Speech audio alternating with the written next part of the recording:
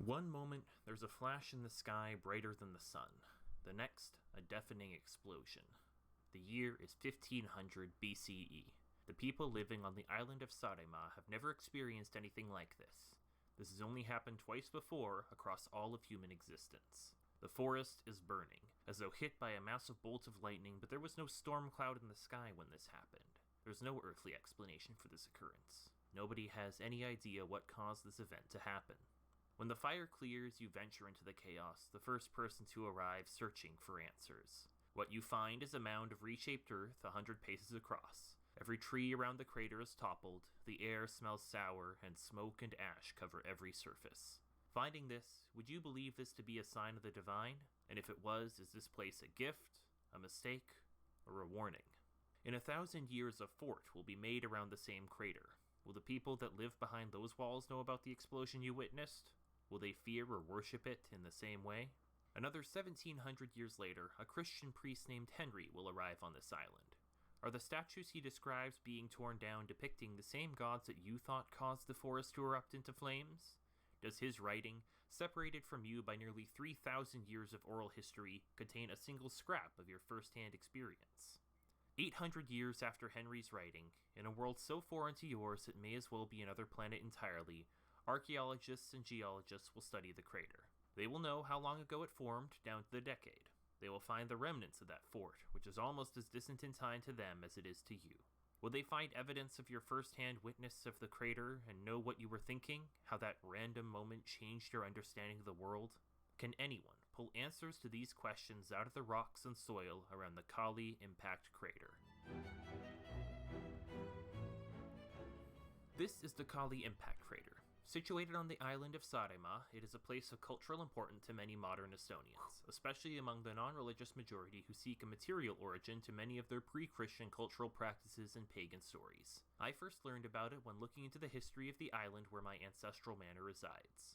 It's easy to see why the crater lake is a regular source for speculative anthropologists to invent a source for the myths and songs among the Uralic people. There's an inherent specialness to meteor impact sites on the Earth, remnants of a single instant of chaos and destruction. The round craters are unlike the ones caused by any other natural processes, and the lake looks like a mystical and culturally significant place.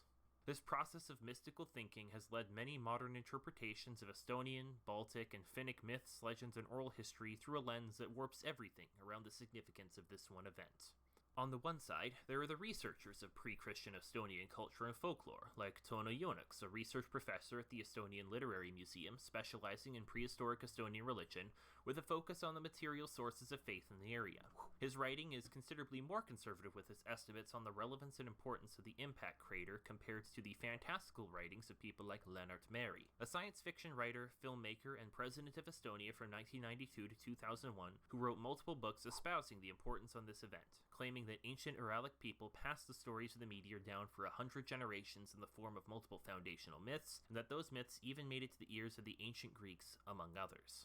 Let's go over the assorted findings of various archaeological studies looking for evidence of this purported worship and ritual significance. The first place we'll go looking for an anthropological connection to the impact crater is from the source.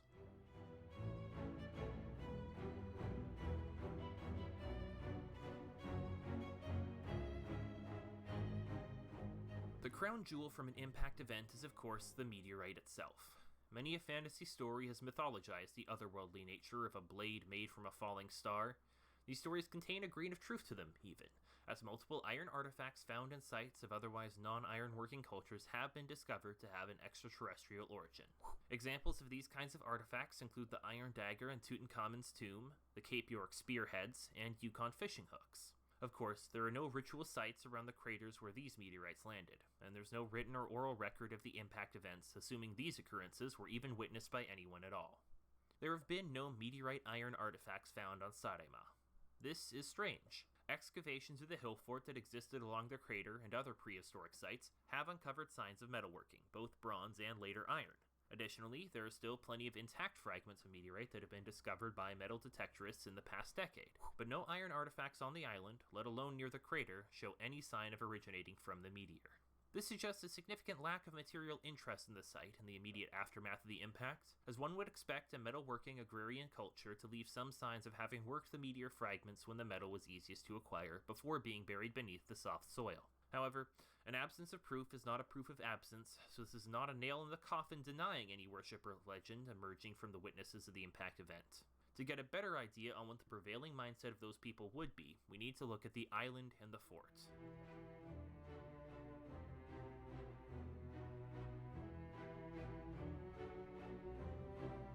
The island of Saaremaa emerged from lowering sea levels around 10,000 years ago, and humans have inhabited Saaremaa for around 8,000 years.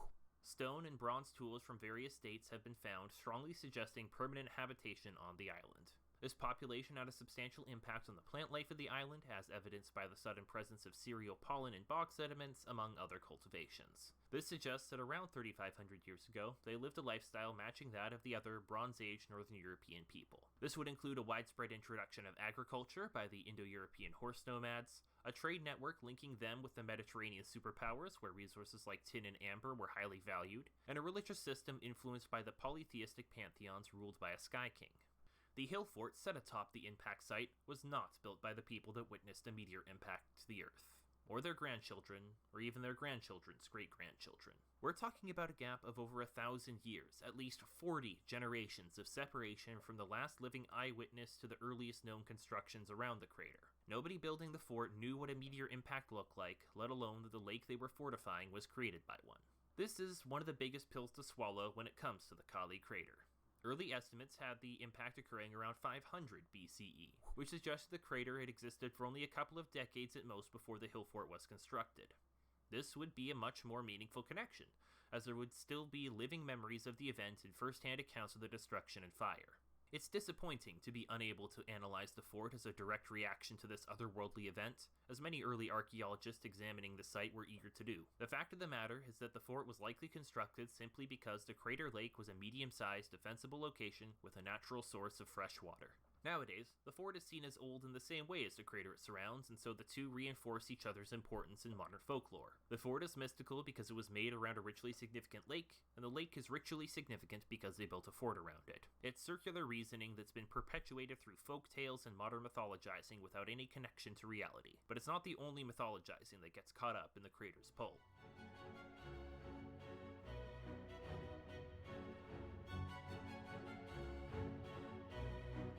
Many myths from the cultures in the local area have, in modern retellings and interpretations, been linked to the meteor.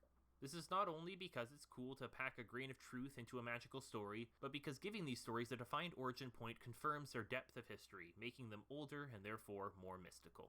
There are two stories, one from Finnish mythology and one from Estonian mythology, which are repeatedly brought up in articles related to the Kali impact crater. The first is the story of the Finnish god king Ukko, commissioning the construction of a new moon crafted from a fragment of the sun. He gave it to the Wind Maiden, who dropped the spark and it fell to the earth, starting a forest fire somewhere south of the Gulf of Finland. The second story is that of the arrival of Tarapita on the island of Saaremaa.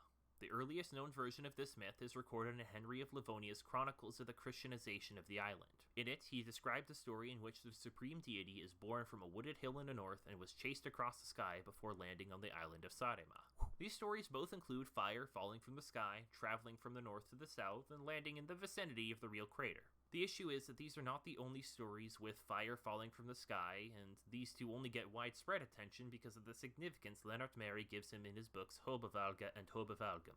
Hindu myth speaks of the Brahmastra, which is a celestial weapon that eradicates everything where it strikes with an all-powerful fire. Polynesian myth has Mahuika throwing her last flaming toenail at Maui, landing in the trees and accidentally giving them the gift of fire. Abrahamic myth states that the cities of Sodom and Gomorrah were destroyed by a raining of fire which spared nobody. It's relatively common for mythology across the earth to include a story where fire descends from the sky, even in cultures with no known connection to meteor impacts. Without more evidence than this, we cannot take the claims of divine origin or creation myths being inspired by the Kali meteorite as anything more than wild speculation.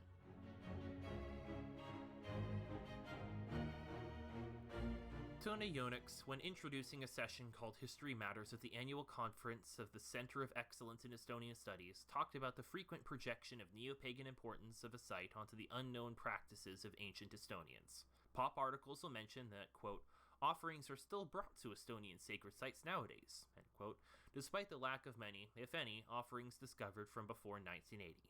Yonuk said, "Sacred sites are presented in this view as places inherited from Estonian history and defining Estonian national identity. These are also demonstrated as sites from pre-Christian paganism, which are not preserved in such a good condition elsewhere in Europe." And that's exactly the issue here. The neo-pagan movement in Estonia needs the places that are relevant to a modern audience to be the same ones that were relevant to the people living 1,000 or more years ago. For the general population, a loose and speculative connection like the ones written by Lennart Meri are plenty enough, especially when combined with archaeological digs of ancient forts and the writings of ancient Catholic priests, even though each of those ancients represents an entirely different millennia. The best we can do is attempt to get as clear a picture as we can from the archaeological finds that are verifiably within a few decades of the meteorite impact, and place ourselves into the shoes of the people from what those finds tell us directly. There are a few communities living on this island. Just a few hundred people, most of which divide their time between managing the land for growing cereal grains and gathering food from the coast. They're in contact with Celtic and Proto-Germanic communities, trading resources like amber and furs for bronze tools and dried fruits, and occasionally raiding the mainlanders to the east and being raided by the battle axe culture to the west. If anywhere is particularly sacred to these people, or if any ritual practices are maintained, no remnants from this long ago have been discovered. Perhaps something will one day be found, but this is a race against time, and time has had a 3,000-year head start. Without this discovery, everything else is just speculation.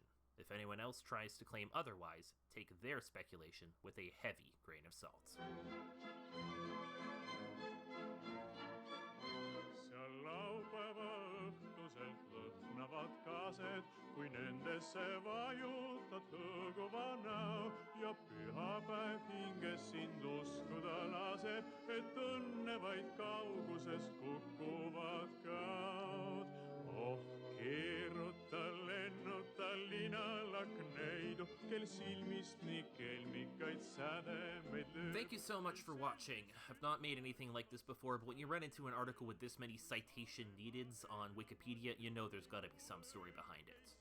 P.S. Since originally researching the script, news has come out about a third human-observed prehistoric meteorite impact. The Jinlin crater formed around 11 to 12,000 years ago, and there was no cultural or mythological evidence for its presence before its discovery this year. Just another piece in the puzzle suggesting that humans pre-astronomy didn't have that much of an interest in craters.